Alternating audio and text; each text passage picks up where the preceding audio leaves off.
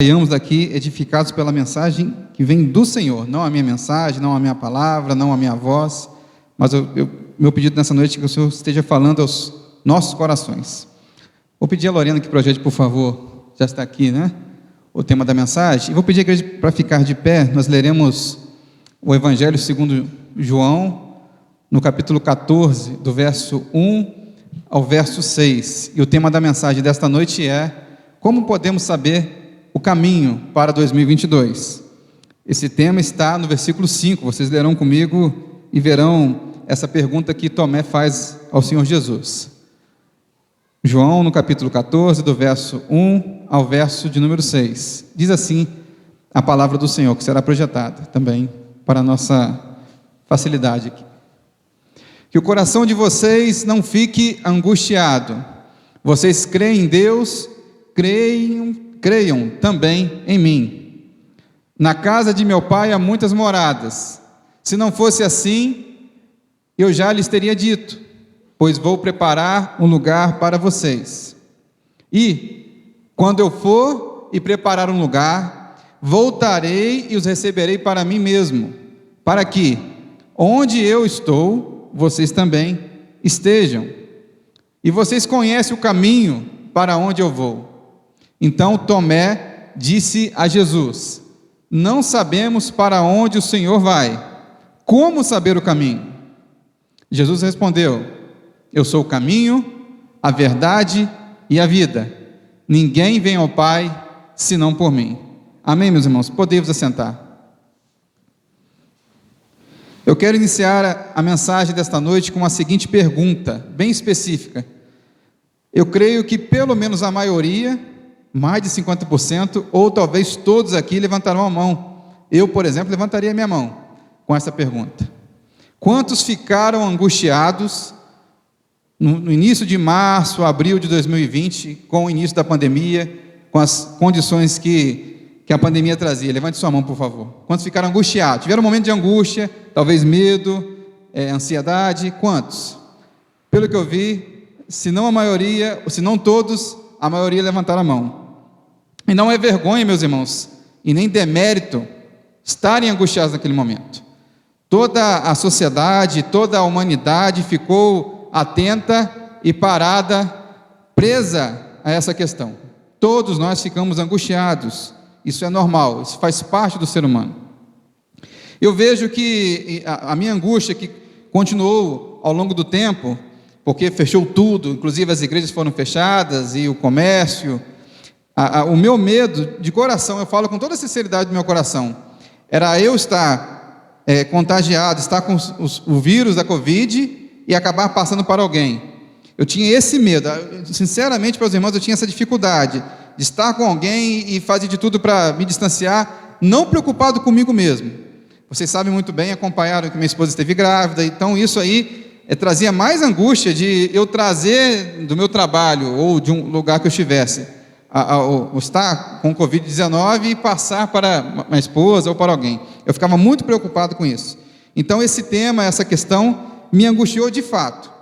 Nós sabemos, como eu falei na pregação anterior, em outra pregação, que os ansiolíticos aumentaram, os remédios para ansiedade aumentaram, e nós passamos 2020 preocupados, angustiados, o que fazer, até onde ir, usa ou não usa máscara, passa ou não passa álcool em gel, 2 pessoas podem ficar juntas, qual a distância? Nós ficamos ali remoendo essas questões, até que começou a ter uma certa diminuição e as pessoas ficaram um pouco mais calmas e começaram algumas a sair.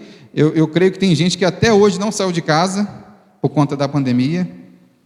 Eu entendo porque houve todo esse alarme, era uma novidade, também eu não posso culpar, porque era uma novidade, era uma doença nova, ninguém sabia como tratar, cura, ou vacina, remédio e etc. Mas esse sentimento, eu acho que se compara ao sentimento dos discípulos de Jesus nessa passagem. Os discípulos de Jesus passaram por algo parecido, e eu digo, parecido em que sentido? Parecido porque eles sabiam que ia acontecer com Jesus, que era a sua morte, a sua ressurreição, mas ainda não tinham visto, mas não sabiam o que fazer com a morte de Jesus.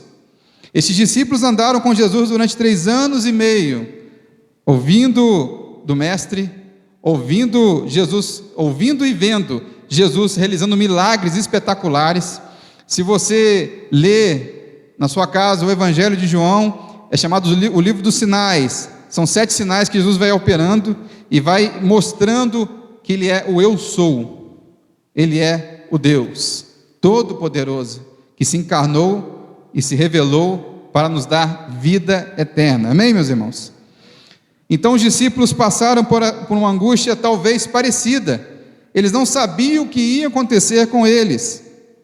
E Jesus está com eles ali desde o capítulo 13, 12, mostrando: tenham calma, fiquem calmos.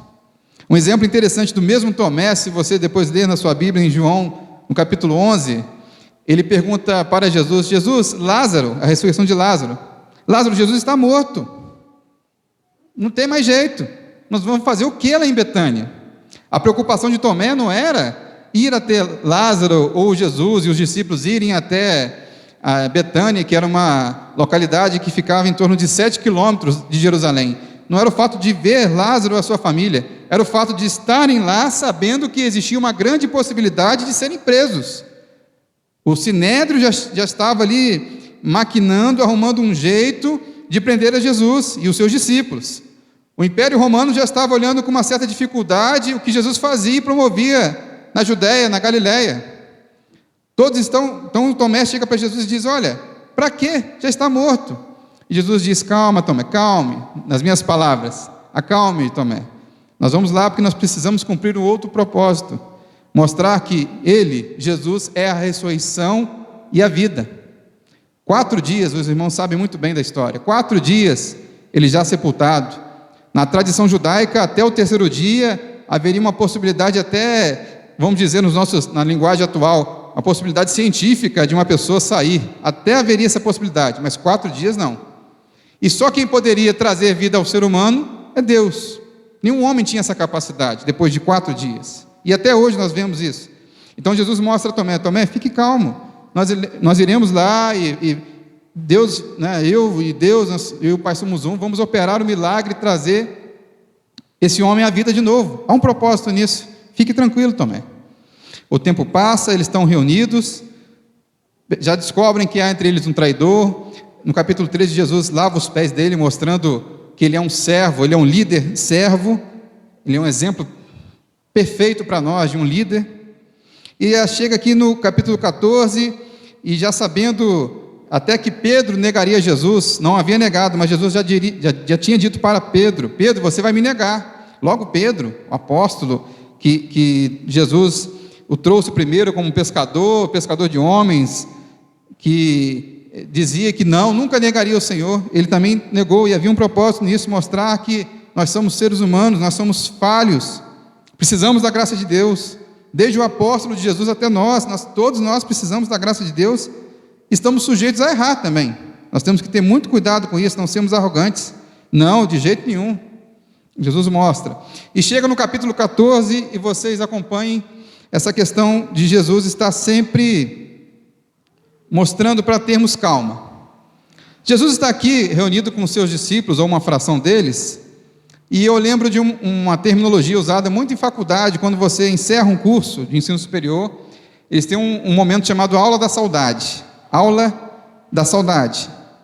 Essa aula consiste em todos os alunos, ou quem puder estar naquela sala, eles são reunidos e conversam e trocam ideias e contam um pouco da sua história, da sua jornada ao longo de 4 ou 5 anos de faculdade, ou 6 anos de faculdade, no caso da medicina. Eles estão ali, não é uma aula técnica, não vão aprender mais nada em relação ao curso. Estão ali para se despedirem, sabendo que dificilmente todos eles estarão reunidos novamente. Dificilmente você consegue agregar, depois de 10, 15 anos, uma turma completa de formandos. Então eles têm esse momento dessa aula da saudade para poder regozijar, cumprimentar, conversar, ter aquele último momento juntos. Não era diferente nesse texto também, meus irmãos. Jesus já sabia que seria traído e iria para uma cruz. Então Jesus está promovendo a chamada aula da saudade, está ali recapitulando o que ele fez ao longo do seu ministério e acalmando os discípulos. Olha, Eu fiz tantos milagres, vocês ainda têm dificuldade de crer em mim? Eu e o Pai somos um, aqui no capítulo 14, no 15, no 16, ele fala, ainda vou trazer o Espírito Santo, quando eu for ao Pai, virá o Consolador. Fiquem tranquilos, fiquem calmos, não fiquem angustiados, não. E o primeiro tema dessa noite trata disso, não se preocupe, apenas creia. O verso primeiro diz assim, que o coração de vocês não fique angustiado. Vocês creem em Deus, creiam também em mim. Existia um homem chamado Epicteto, viveu na Turquia, tempo próximo de Jesus. Ele tem duas frases que eu achei muito interessantes, e eu ouvi essa semana alguém falando sobre ele, que retrata um pouco disso, a nossa ansiedade, a nossa angústia. Ele fala, por exemplo, que as pessoas ficam perturbadas, não pelas coisas em si, mas pela imagem que informam delas.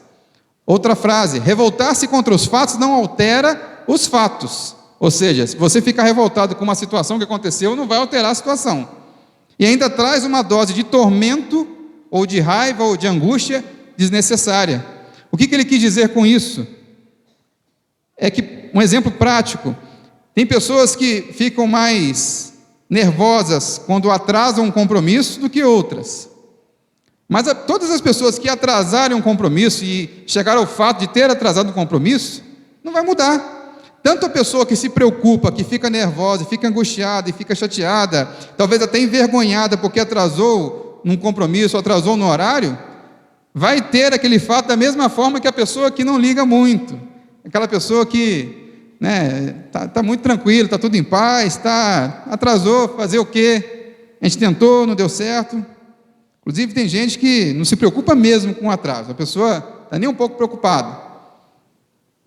Mas entende, meus irmãos, Tomé está angustiado por uma coisa que nem aconteceu, não ia mudar o fato. Jesus precisava ir à cruz, Jesus precisava derramar o seu sangue precioso, puro carmesim, por nós.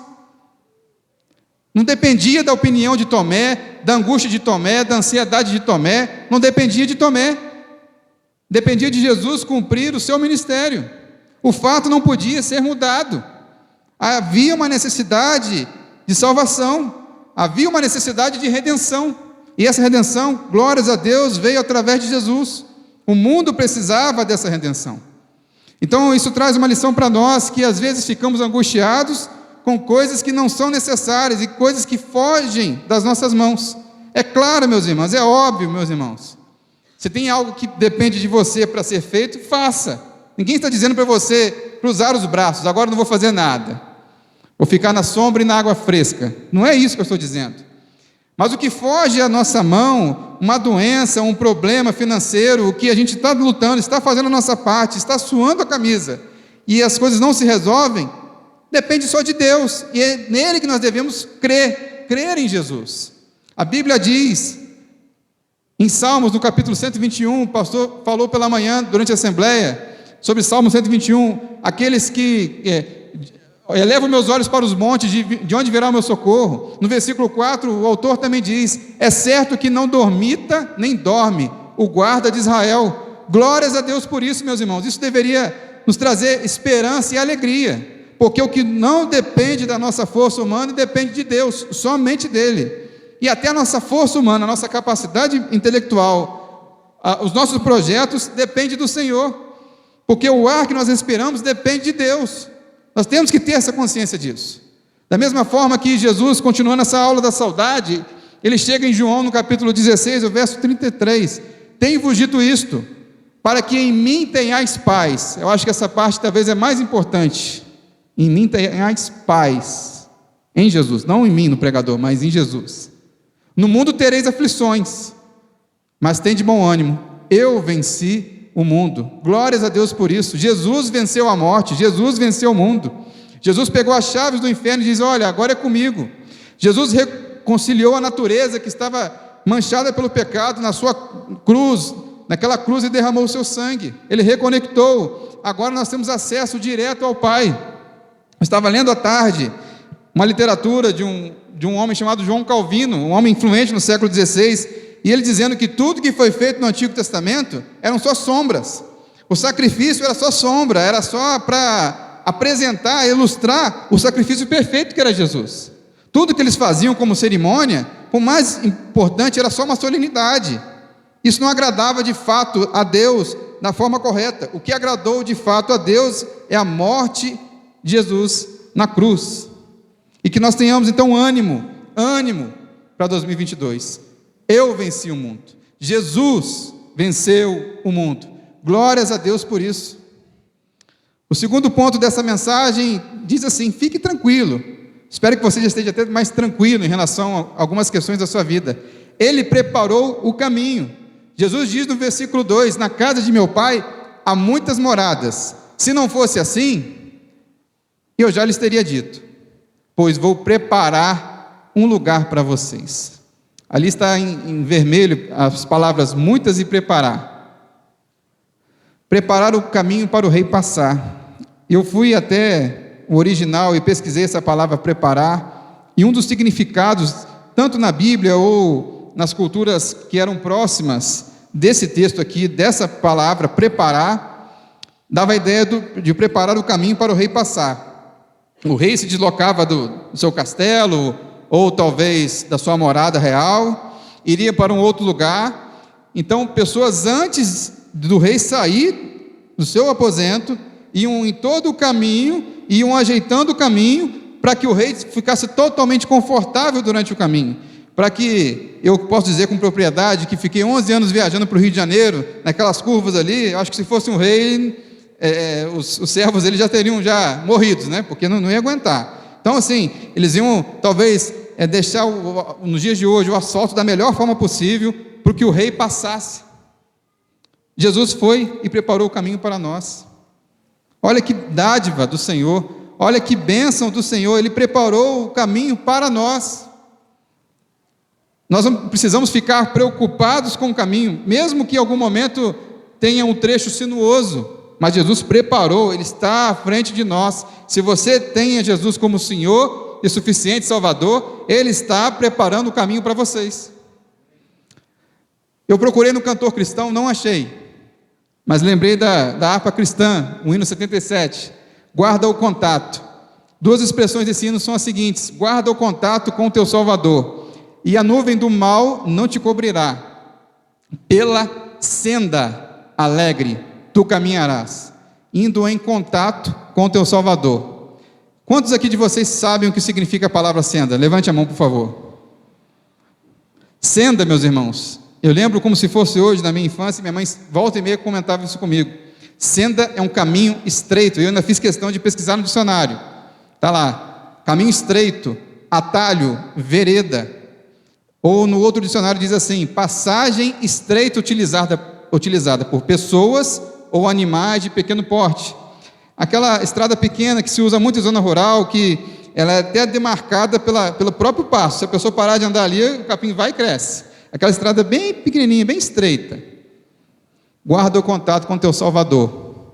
Jesus preparou o caminho, mas o próprio Jesus, em Mateus, no capítulo 7, no verso 13 e 14, diz: entrai pela porta estreita, larga é a porta e espaçoso o caminho que conduz para a perdição. Esse caminho aí é largo, é espaçoso, e são muitos os que entram por ela, porque estreita é a porta e apertado o caminho que conduz para a vida, e são poucos os que acertam com ela. Então, nessa noite, meus irmãos, deixe Jesus endireitar o seu caminho. Talvez você já é um crente há muito tempo, e graças a Deus por isso, glórias a Deus por isso. Talvez você é um novo convertido, talvez aqui haja alguém que não é ainda convertido, não entregou a sua vida a Jesus, mas todos nós precisamos em algum momento parar e refletir e deixar, entregar os nossos problemas, as nossas lutas, as nossas dores nas mãos do Senhor Jesus. Ele pode endireitar o nosso caminho. Eu, André, eu não posso endireitar o caminho de ninguém, eu não tenho essa condição. Jesus pode. O máximo que eu posso te dar é um conselho que, por melhor que seja, na melhor das intenções, se não for a vontade de Deus, se não for o caminho de Jesus, se não for a vontade que Jesus quer, não fará sentido nenhum e não resolverá o seu problema. Deixe então Jesus endireitar o seu caminho. E no terceiro item dessa noite, tópico, Jesus é o caminho. Não fiquem angustiados. Nós temos que crer em Jesus e crer no Deus Pai. Fiquem tranquilos, Ele já preparou o caminho. E além de preparar o caminho, Ele é o caminho. Vocês conhecem muito bem o texto no versículo 6. Jesus respondeu: eu sou o caminho, a verdade e a vida.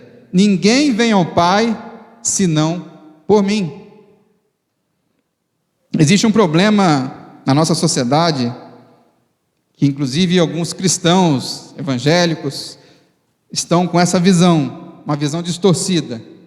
Gente séria, gente sincera, gente honesta, gente que está com boa intenção, mas não está entendendo, ou não entendeu, ou não quer entender, ou não foi até explicado a ela a questão da salvação em Cristo Jesus na sua clareza. É uma frase muito comum, meus irmãos: todos os caminhos levam a Deus. O termo técnico para isso é universalismo, ou seja, todas as pessoas irão para o céu, independente do que fizeram, deixarem de fazer, todas vão para o céu, e ponto. Eu tenho que dizer, ou talvez, não sei para você, se é uma boa ou má notícia, que essa frase está completamente errada. Completamente errada, do seu início ao fim. Todos os caminhos já começam errados, como são todos. É o caminho, é Jesus. Ele leva a Deus. As pessoas, infelizmente, olham as outras religiões e vê bondade. E aqui é importante deixar uma observação. Isso não sou eu que falo, diversos teólogos sérios, né, gente séria fala que existem coisas boas em outras religiões. Não é você pegar uma outra religião e demonizar ou achar que isso tudo está errado. Existem coisas boas. A questão da caridade, de ajudar o próximo, isso é bíblico, isso é do cristianismo e outras religiões também têm. Mas isso não é suficiente para salvar essa pessoa. A caridade não leva a Jesus, não leva a Deus. Inverte essa frase. Você está com Jesus e você também faz a caridade. Você está com Jesus e tem amor ao próximo. Você está com Jesus e segue o seu mandamento de amar a Deus sobre todas as coisas e amar ao próximo como a ti mesmo. Então existem coisas sim boas, bonitas, e até que dão algum reflexo do cristianismo ou de Jesus. Jesus, ele é citado em diversas religiões, não vou dizer todas, mas a maioria das religiões que nós conhecemos aqui no Brasil, por exemplo, tem Jesus, falam de Jesus. É muito comum até essas pessoas orarem em nome de Jesus. O problema é que elas oram geralmente em nome do Mestre Jesus. E aí você fala: qual o problema disso? É Mestre Jesus, Jesus é mestre. Sim, Jesus é mestre. Ele é mestre, ele é rabi. Mas Jesus não é apenas mestre. E essas pessoas consideram Jesus apenas mestre. Jesus é um grande professor, um grande ensinador, um homem talvez de uma capacidade intelectual e até espiritual muito grande. Mas Jesus não é Deus. Aqui o tempo todo, João está dizendo que Jesus é Deus. E se você não crê que Jesus é Deus, se você acha que Jesus não é Deus, me desculpe, mas você está completamente equivocado. Se você ora a Jesus entendendo que Jesus é apenas um espírito de luz, ou Jesus é um ser iluminado, no meu ponto de vista e no da Bíblia, você está errado. Então, essa expressão que todos os caminhos levam a Deus, você ser uma pessoa generosa, uma pessoa boa, já te qualifica para estar seguindo o caminho de Jesus e ir para o céu. Eu quero que você nessa noite fique atento que você está completamente errado. Existem alguns homens na história que são expoentes na religião e falaram algumas frases sobre caminho, ou a verdade, ou a vida. Maomé disse: eu não sei o propósito da vida. Confúcio, um filósofo bem antigo, lá da China, disse: eu não sou o caminho. Ele pelo menos foi honesto, ele disse que não é o caminho. Buda, né, que muitos praticam a religião dele, procure pela verdade. Jesus disse: eu sou o caminho, a verdade e a vida. Ninguém vê ao Pai senão por mim. Jesus, ele, como alguns dizem, ou ele seria um louco, ou ele realmente é o Filho de Deus, ele é o Deus enviado que se encarnou. Ele, para chegar e dizer isso, ele estava com total convicção, e nós cremos nisso, nós temos que crer nisso. Outras religiões falam de coisas boas, mas talvez não saibam qual caminho a seguir, qual verdade seguir, qual o propósito da vida. Mas Jesus diz: eu sou o propósito da vida. Se vocês querem ter vida, e vida em abundância, me aceitem, me recebam como Senhor e suficiente Salvador. Salmo 37, versículo 5, é muito conhecido dos irmãos: entrega o teu caminho ao Senhor, o caminho ao Senhor, confia nele e ele tudo fará.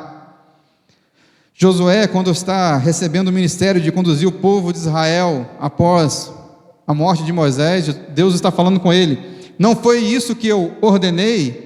Seja forte e corajoso, não tenha medo, nem fique assustado, porque o Senhor, seu Deus, estará com você por onde quer que você andar, caminho. Meus irmãos, eu espero que vocês tenham entendido até aqui essa questão de seguir o caminho. Estou repetitivo. É claro que vocês sabem que o caminho é Jesus. É claro que você, talvez, membro de uma igreja, já afirmado na palavra do Senhor, já sabe o que é o caminho. E eu quero trazer, para encerrar esta mensagem, o termo, os seguidores do caminho. É interessante que, antes de nós sermos chamados de cristãos, ou até pequenos cristos, como alguns diziam lá no início, nós éramos chamados de seguidores do caminho. O que é seguidor do caminho? Você vai ver em Atos, no capítulo 9, verso 2, Paulo já está, ainda Saulo, ainda não convertido, ele ainda judeu, fariseu, perseguindo os seguidores do caminho, como está escrito em Atos, no capítulo 9, no verso 2.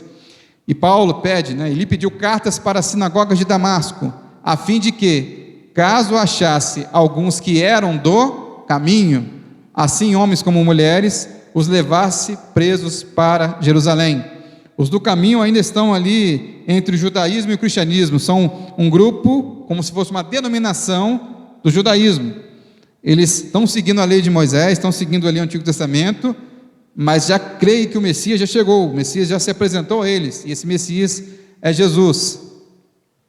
Nós começamos a nossa jornada, o cristianismo começou sendo chamado de os seguidores do caminho. E você, está disposto a seguir o caminho? Você está realmente pronto para o ano de 2022, ou já sabendo que Jesus é o caminho, seguir as orientações de Jesus? Você está pronto para deixar os seus sonhos, deixar as suas vontades e seguir a vontade do Senhor Jesus? Porque ali não fala apenas de salvação, de vida eterna, fala também. Mas seguir o caminho significa seguir o propósito de Jesus para cada um de nós. E Jesus tem um propósito para você, e para você, e para você, e para mim também. Basta que eu me coloque na sua posição, basta que eu obedeça. E eu quero que você nessa noite, se possível, ficar de pé, ou se puder ficar sentado no seu banco também. Eu quero orar por você e quero fazer 2 perguntas nessa noite. A primeira, eu